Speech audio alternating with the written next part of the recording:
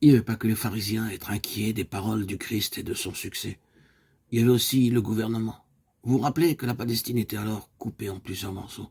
Le sud, la Judée, était administré par un magistrat romain, le nord étant resté aux mains des fils d'Hérode. Les Romains, bien entendu, devaient toujours se méfier des agitations qui pouvaient se produire dans les pays qu'ils occupaient et leur police devait surveiller plus ou moins Jésus et ses compagnons. Mais dans la première partie de sa vie publique, jusqu'en septembre 29, le Christ ne passe en Judée que de temps en temps, pour les grandes fêtes religieuses.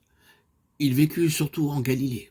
C'était donc le maître de la Galilée, qui, voyant sur ces terres ces rassemblements de foule, cette propagande nouvelle, devait se montrer assez soucieux. À cette époque, le roi de Galilée était Hérode Antipas, fils du grand Hérode, qui n'était pas aussi cruel que son père, mais qui, moralement, ne valait pas beaucoup mieux.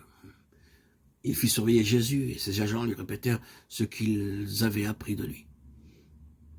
Il ne sut trop que penser. Hérode Antipas, que voulait-il, ce Jésus? Il ne semblait pas qu'il désirât s'emparer du trône. Il ne paraissait pas très dangereux. Le roitelet ne voulait pas le faire arrêter et le laisser tout en le surveillant pour suivre son œuvre. D'autant qu'il venait de lui arriver à lui, Hérode Antipas, une affaire extrêmement pénible et dont le souvenir l'empêchait de dormir. Vous vous souvenez de Jean-Baptiste, n'est-ce pas?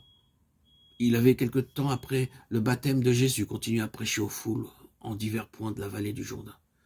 Puis, brusquement, il avait été arrêté par la police d'Hérode Antipas et jeté dans la forteresse de Macéronte, au-dessus de la mer morte. Et depuis des mois et des mois, il y était demeuré captif. Pourquoi? Hérode Antipas avait épousé sa propre belle-sœur, Hérodiade, après l'avoir fait divorcer d'avec son frère, ce qui était vraiment bien immoral. Et vous le savez, cela a toujours été le mérite des prophètes que de dénoncer tout haut les péchés des grands de la terre, même des rois sans peur ni hésitation. Ainsi, par exemple, lorsque le roi David, malgré tous ses mérites, avait commis la faute horrible de faire tuer un de ses officiers pour épouser sa femme, le prophète Nathan s'était dressé devant lui et lui avait crié son crime.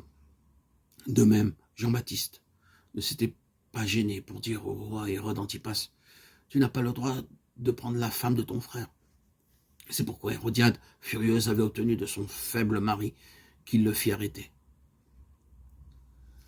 Or, un jour que le couple royal était passé à la forteresse de Macéronte, à la fin d'un banquet, où sans doute tous les assistants avaient trop bu, Hérodiade avait fait venir devant les convives sa jeune fille Salomé, qui est très habile dans les danses savantes qu'on aime en Orient.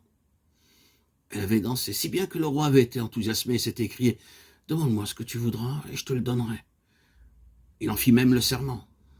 Alors, poussée par sa mère, Salomé avait formulé cette demande bien affreuse dans la bouche d'une jeune fille. « Je veux qu'on apporte sur un plat la tête de Jean-Baptiste ».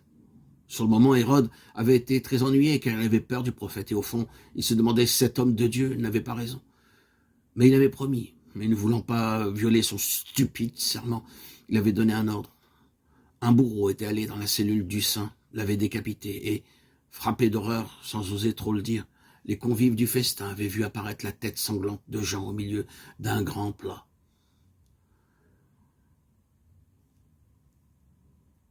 Le drame de Macéronte, on vint le raconter à Jésus.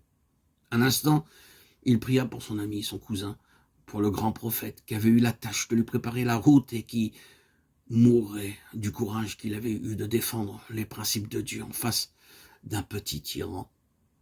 Il s'écria, parmi tous les hommes, je vous le dis, nul prophète n'a jamais été plus grand que Jean-Baptiste. Et c'est pourquoi l'Église a proclamé saint la victime d'Hérodiade.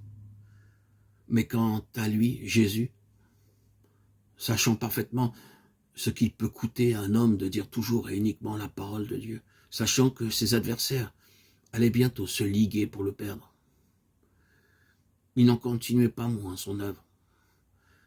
Car ce qu'il avait à dire et à faire, il n'était pas au pouvoir ni des pharisiens, ni du roitelet Hérode de l'en empêcher.